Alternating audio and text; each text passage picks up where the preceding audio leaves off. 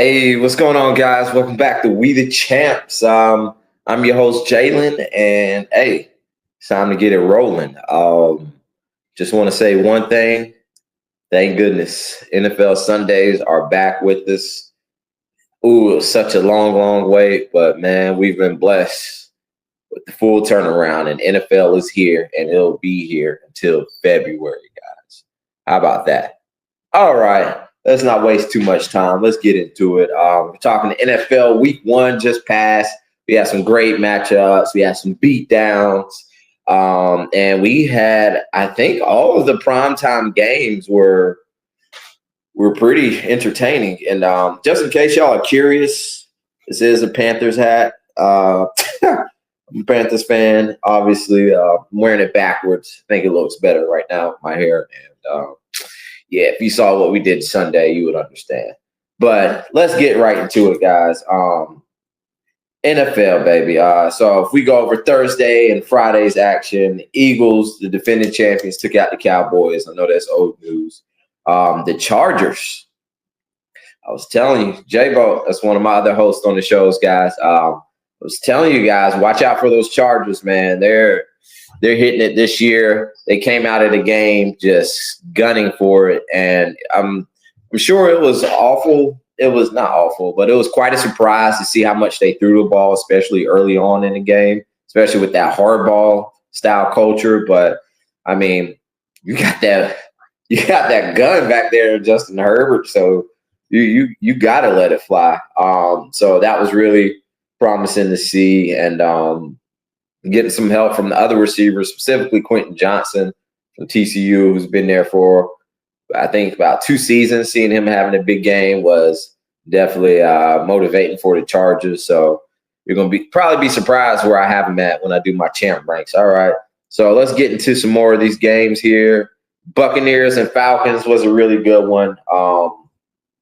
Baker Mayfield came down big time in the stretch. Touchdown pass to win the game with Mecca Ibuka and young boy Koo. The kicker for the Falcons, who was drafted way too early, missed the game tying kick to take it to overtime, which spoiled one of my parlays too. Yeah, so there was that. And I just want to get into a few things here. So we had the Bengals escape the Browns 17-16. I want to say this game is more promising. The game being that way is more promising than the Bengals than you really would think it is, you know? All right, so what we've seen the past couple of seasons is that the Bengals start slow. They start slow. Joe Burrow starts slow, and it's always like, what's going on? These guys are like, oh man, it's all right. It's all right. So this is, I mean, Joe Burrow, T. Higgins, Jamar Chase. Bro, come on. These guys are going to make magic. So them only scoring 17 points against this Browns defense that has arguably the best defensive player in the league in Myles Garrett. I don't think this is a big deal. The Browns typically play them tough. But what I'm saying is promising is the defense holding them to 16 points. I know the Browns are still on a quarterback carousel. They don't know what the hell to do at quarterback. So I can't tell them what to do at quarterback. But still, the fact that they didn't get abused on defense is promising. And the Bengals are going to get it humming per usual. All right. The Dolphins. Man, the Dolphins. They look worse than the Panthers, I think. The Dolphins look so terrible, man. I mean, how do you have the talent you have on offense and not score any points? Any points, man. That was very disappointing to see. Usually the Dolphins are high energy in the first game of the season. Tyreek flying over here. A-Chain, Tua throwing for 300-plus yards, 3 TDs. They're usually the high flying out the water Dolphins this time. But now it's like they're stuck on land and can't get back in the water. So Dolphins, looking porous here. And Danny Dimes was diming him up too, man. He definitely earned that starting job over Anthony Richardson. I don't even think, yeah, Richardson hadn't even had a game like this before. I don't think it would have been possible for him to have a game like this. But hey, dude, the Colts are banging, man. They've had a good roster. Just that quarterback position was always wanky. And then, I mean, from what we've seen from Shane Steichen, especially working with that Eagles offense, there are good things to come here. And hey, Danny Dimes is his quarterback, then hey, we seen it before. I mean, you look at Baker Mayfield, had a little success with the Browns, bounced around, Panthers, the Rams, and finally found his home in Tampa Bay. Sam Darnold, he bounced around, was at the Jets, went to the Panthers, went to the 49ers, backed up, and then had a breakout season with the Vikings. Didn't even look too bad the other day with the Seahawks, but you know, he became a hot commodity, and hey, we've seen it before. So Danny Dimes has had he has the tools, man. So let's see what he does in Indianapolis, and I wonder if they can really make a push for that division title, them being the weakest division alongside the AFC South, NFC South, AFC South, and the NFC South. Okay, had the Raiders beating the Patriots. I like to call them the old head team. You got Pete Carroll as the head coach, Geno Smith QB, and Chip Kelly, the offensive coordinator. This was a pretty 50-50 game. I felt was a coin flip. I know Pete Carroll has a defensive background, but the Patriots just don't. They still don't have that juice at receiver, man. They have the backs. I think Ramondre Stevenson and Trevion Henderson are definitely a duo that can get the job done out the backfield. But man, they need some more juice. Something. It needs some speed on that outside, man. We got to get that. We got to get that shaking. All right. And here was one of the surprises of the week: the Steelers 34 and the Jets 32. I believe this game had the lowest under going into Sunday morning. It was at 37 or 37.5. And this ended up being the second highest scoring game of the week. Like, what? The Jets and Steelers. Let me say that. The Jets and Steelers were the second highest scoring game of the week. Who would have pictured that? Who would have pictured that? I mean, Rodgers was moving in the pocket, making some dynamic throws. Justin Fields showed some consistency, not just one moment in a game. It was multiple moments where he brought the team abroad and they got it moving, man. Yeah, this is definitely a fun one. And then star players that make star player plays. Breece Hall, very explosive out the backfield. Garrett Wilson, dynamic plays in the passing game. DK Metcalf taking off. Yeah, this is very, very interesting game. Very much a sweet surprise seeing the Jets and Steelers battle out and have all these fireworks. My takeaway from this game: Rodgers had 4 sacks. He had to carry a big load for the team, which I think is possible in the first couple of weeks. But man, this can't continue. Rodgers is too old to carry the team here. The more times he's dropping back, the more opportunities for him to get hit, sacked, and injured, or not just injured, just breaking down. Because Rodgers is like 41 years old now. They have to get a run game going. Jaylen Warren. Let's see who are the Steelers backs. I know there's Jaylen Warren, and I think it's Caleb Johnson, that rookie. And there was one other guy, but Jaylen Warren is more so your third down back. You know, he's that position, and that's very much what somebody like Austin Eckler has been relegated to now in the league. Let me not say relegated. Being a third down back is a pivotal position, great skills. It's big time. So the Pittsburgh, they have Jaylen Warren, Kenneth Gainwell, and Caleb Johnson. Caleb Johnson was the powerful rookie out of Iowa. I'm not sure. I heard he had a bad camp, but he had one rush for -2 yards. That's interesting. So I like this for the Steelers. Like I said, they put up points. And there's no way I think this defense will allow 30 plus points for multiple games this season, unless they go against somebody like Baltimore or the Bengals, maybe eventually, or even the Bills. But Rodgers carrying this passing game load is just not sustainable. They have to develop a run game here. And the Jets, big shout out to Fields. Bro, everybody just loves Justin Fields, man.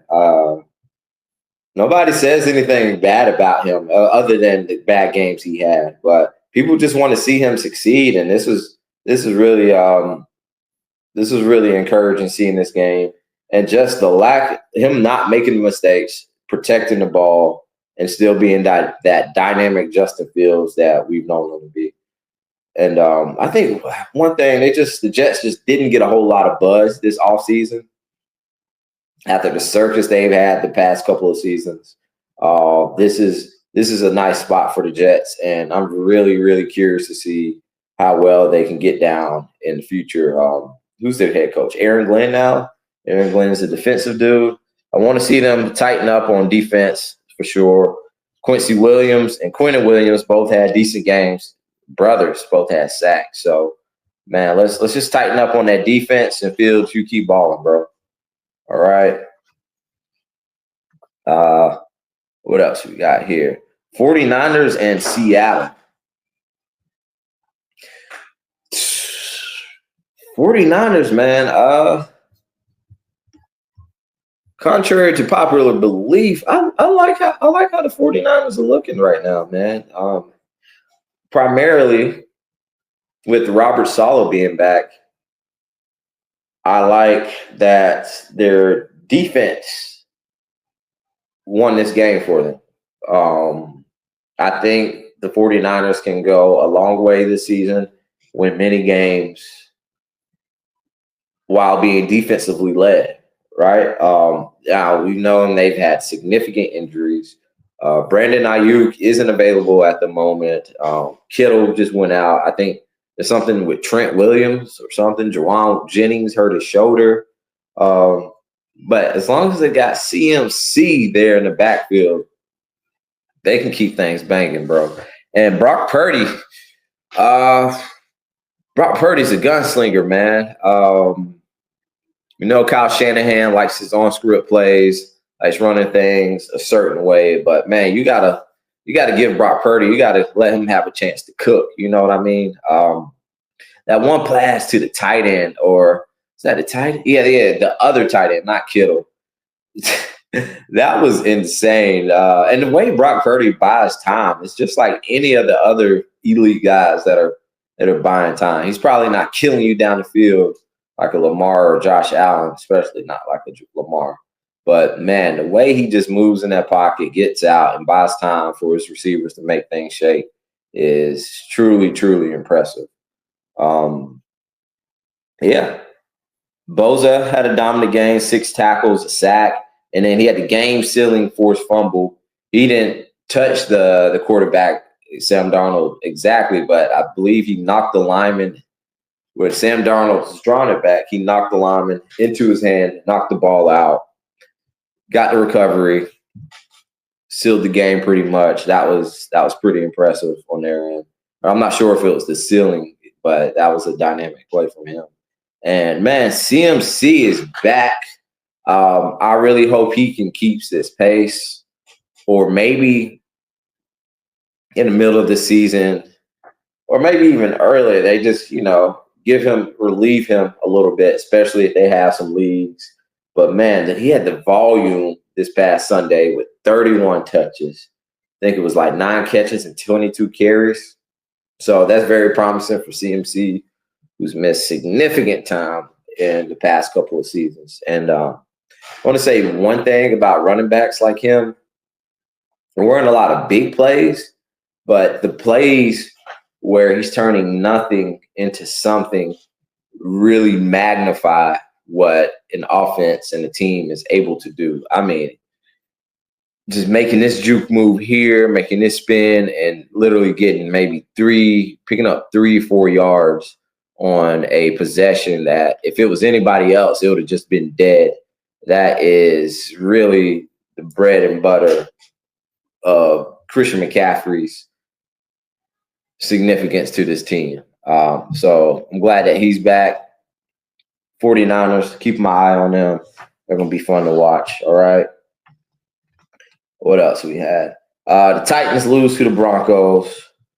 Wanted to get into this one just because the Broncos have been a hot topic. Their expectations are pretty high this year after making it to the wild card round. Bo Nix didn't have the best game. Is a sophomore slump possible?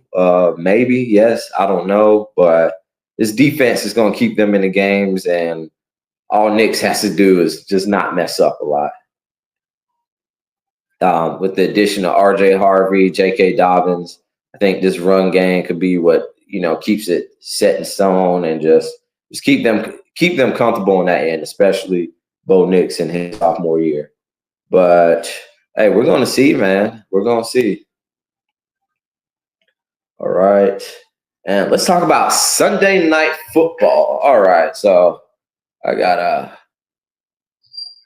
special caption for this one. All right. Ravens and Browns thriller. Man, what a way to cap off a Sunday night. Say the best game for last. Best matchup. Two former MVP quarterbacks. This game was fireworks. This game is what the league is about. Like I said, watching star players make big-time star moves. I mean, you had Derrick Henry for 169 yards. It was ridiculous. Bro, and this dude is 31 at running back. And I can honestly say he looks better than what he has looked like before. Derrick Henry is just amazing, man. He just looks stronger. I mean, damn, dude, you run through tackles without breaking your momentum, just maybe slightly. Maybe they take 7 to 8% off his running momentum when they run into him. But man, it is just remarkable. Lamar Jackson out of the pocket. I mean, he's supposed to be sacked 15 yards behind the line of scrimmage, getting it out of there and making it a game for the first down and some. Josh Allen, bro, just getting out of there, slinging it downfield, breaking the tackles, running it in for touchdowns. Bro, this game was just I mean, at one point I'm thinking, maybe the Bills are done. Let's turn this off. But no, bro, they just kept fighting and clawing back. And bro, this is primetime football. What if every game was like this? Dude, I wouldn't be able to turn my head on NFL Sundays. Yeah. So Josh Allen was in full MVP form. Lamar was too. But damn, Josh Allen showed why he deserved the trophy over Lamar, which I want to take that back because Lamar deserved it last year too. But man, this was a great game right here. Not too many words, but just great game, great action, and bro, Josh Allen. I'm gonna go ahead and say it right now. He's the MVP front runner for this season. But as we know, a lot of things can change. And one more thing on the Ravens and Bills. I believe this is the season where the Chiefs don't make it back to the Super Bowl. Maybe not even the AFC Championship game. Now, I mean, you saw the talent gap in the teams building before. I mean, the Chiefs had a great defense last year, but if you look on the offensive side, they just don't pack that punch at the moment like the Ravens and Bills do. I mean, you got Derrick Henry who can just sprint for a 40-yarder, run over 3 people, get a TD. Lamar can scamper for a 30-yard touchdown. Josh can do the same. Just buy all the time in the world, find the receivers down the field. Just what these offenses, even if they're not the highest scores offense, just what these offenses are able to do specifically because of these two quarterbacks they have. Now,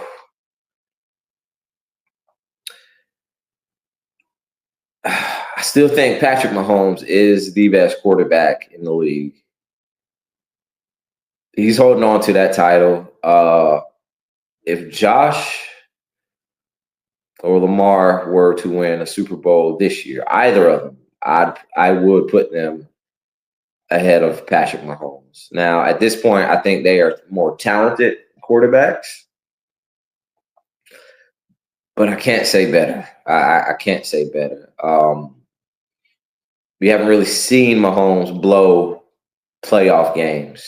You know, I've seen Josh Allen blow playoff games. I've seen Lamar blow playoff games.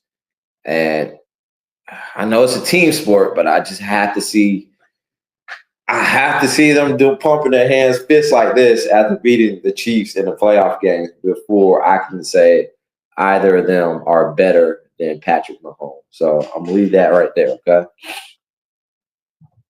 All right. And then Monday night action, they gave us another banger, the Vikings and Bears rivalry of the NFC North. This was a really, really good one. Early on, it just looked like the Bears were going to pull away. I mean, they were running the ball well. J.J. McCarthy didn't look too comfortable. It was really weird. It kept running the ball. I mean, I know you want to get a good run game going. Halfback screens, there were quite a few of them.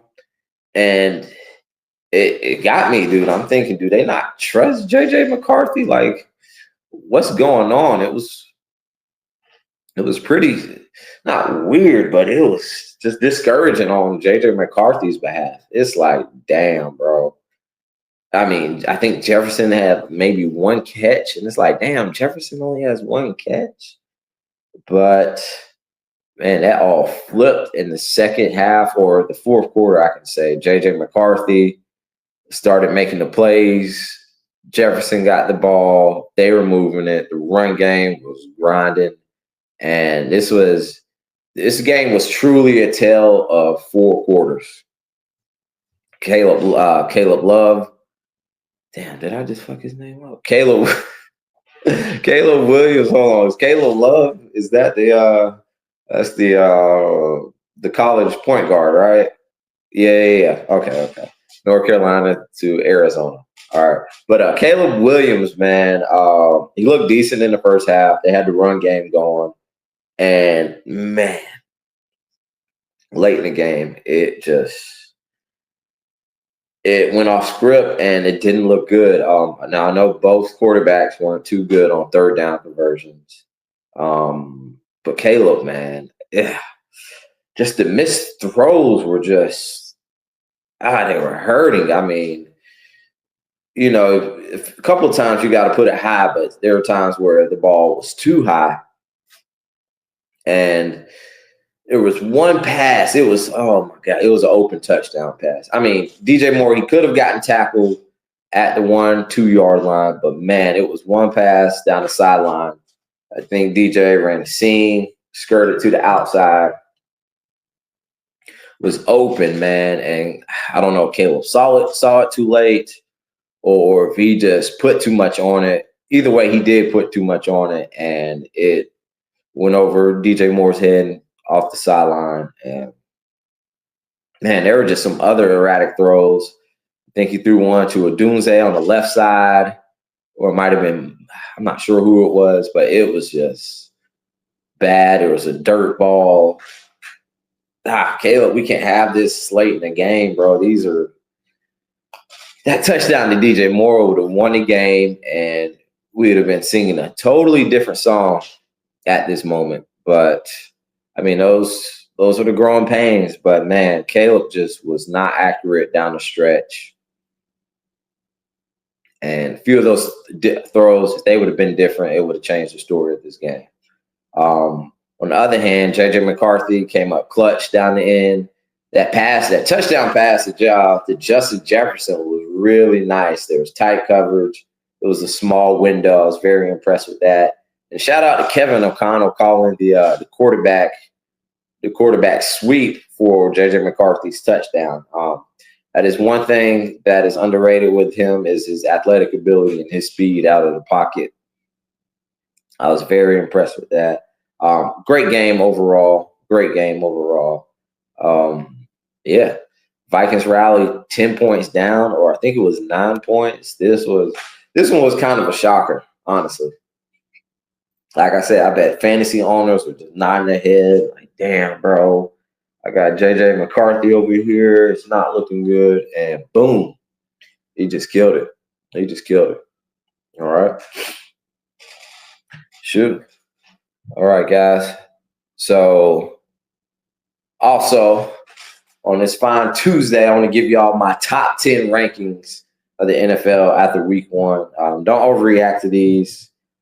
Actually, forget it. Overreact. Tell me if you think something's crazy, but I'm going to go ahead and hit y'all with that work. We the champs. Top 10 NFL rankings. All right. So I'm going to give y'all the number of the team and there's one statement to go with it, okay? All right. At number 10, the 49ers can be defensively led. Brock Purdy can make plays at the end. Number 9, Bucks. Baker really good. They're going to run the NFC South and make the playoffs. Number 8, the Lions. They took a pounding to the Packers, but they're still uberly talented. I know everybody's talking about, oh, man, Ben Johnson's going, Ben Johnson this and that. But I still think the Lions can be a really good team this year, okay? Number 7, the Rams. Great defense, head coach, and QB. 6, Chiefs. Andy Reid and my homeboy. Let's not overreact to that first loss. Number 5, the Packers. Love looked great, and they busted down the Lions. I was really high on the Packers last year. I thought it was possible for them to go to the Super Bowl, but maybe this is their year. All right. Number 4, the Ravens. Barely lost to the MVP with their MVP. First game of the season. The Ravens are going to still chomp and blow out teams and be the 1 or the 2 seed. The Chargers, they beat the Chiefs. This is Harbaugh's second year, and I expect them to take a step. I like how they incorporated Herbert throwing the ball more in that first game. Offense is going to be more versatile. Quentin Johnson stepping up. We're going to see some things. Number 2, the Bills. They beat the Ravens with the comeback win, and they got the MVP, dog. What else can I say? Number 1, the Eagles. They're defending champs. Won their first game. Let's get it. All right, guys. That wraps it up for this segment of We the Champs podcast. I appreciate you guys tuning in. We got some more heat coming for you, some NFL picks, college, some MLB. It's getting close to October. It's getting clutch time. These teams are fighting for positions in the wild card, and, man, it's just a great time for sports, guys. But that's all I got for you. We the champs. We out.